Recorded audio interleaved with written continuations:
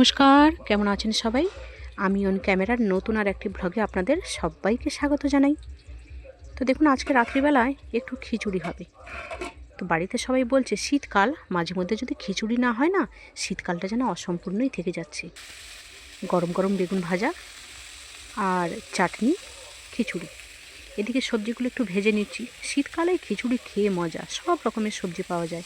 তো আমার বাড়িতে হাতের কাছে যা ছিল, এই যে ফুলকপি, গাজর, বিনস, বরবটি শেষ হয়ে গেছে, এইগুলো দিয়েই কোনো রকমে বলছি কেন, ভালোভাবেই হবে। এদিকে ডাল সেদ্ধ করতে দিয়েছি, আগে থেকে ভেজে ধুয়ে। ডাল আর আলু একসঙ্গে সেদ্ধ হচ্ছে। তারপরে যখন ডালটা অর্ধেক সেদ্ধ হয়ে আসবে, তখন চালটা দিয়ে দিয়েছি। এখানে একটা ব্যাটার তৈরি করছি। আদা বাটা, জিরে বাটা, লঙ্কার গুঁড়ো আর হলুদের গুঁড়ো, এই ব্যাটারটা মশলা। আর বাড়িতে আগে থেকে ভেজে রেখে দিয়েছি একটু গুঁড়ো মশলা। এই দেখুন, চাল আর ডাল কি সুন্দর অর্ধেকের বেশি সেদ্ধ হয়ে গেছে। এবার যেটা করব, এই ভেজে রাখা সবজিগুলো দিয়ে দেব।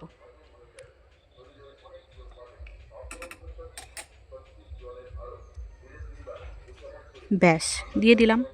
এবার একটু ভালো করে নাড়িয়ে কম আঁচে সেদ্ধ হতে দেব। এদিকে কড়াইতে তেলও দিয়ে দিয়েছি। এবার দিচ্ছি গোটা তেজপাতা আর শুকনো লঙ্কা একটু ফাটিয়ে দিয়ে দিয়েছি। আর দিলাম পাঁচফোড়ন। পাঁচফোড়নের সুগন্ধ বের হলো। এইবার দিয়ে দিলাম ওই মশলাটা। ভালোভাবে একটু কষাবো। দেখছেন তেল ছেড়ে গেছে, তার মানে মশলাটা হয়ে গেছে। একটা মশলাটার যে কাঁচা গন্ধটা থাকে সেটাও নেই। বেশ, এবার ওই মশলাটা খিচুড়িতে মিশিয়ে দিলাম। এবার পরিমাণ অনুযায়ী লবণ দিলাম আর একটু মিষ্টি দিলাম, যাতে স্বাদটা ভালো থাকে। আর আমি বাড়িতে তৈরি করে রেখেছি একটা গুঁড়ো মশলা, সেটাই দিয়ে দিলাম। একদম সুগন্ধ বের হচ্ছে, যেন খাই খাই। তো বন্ধুরা, কেমন লাগলো আমার ভিডিও অবশ্যই কমেন্ট করে জানাবেন।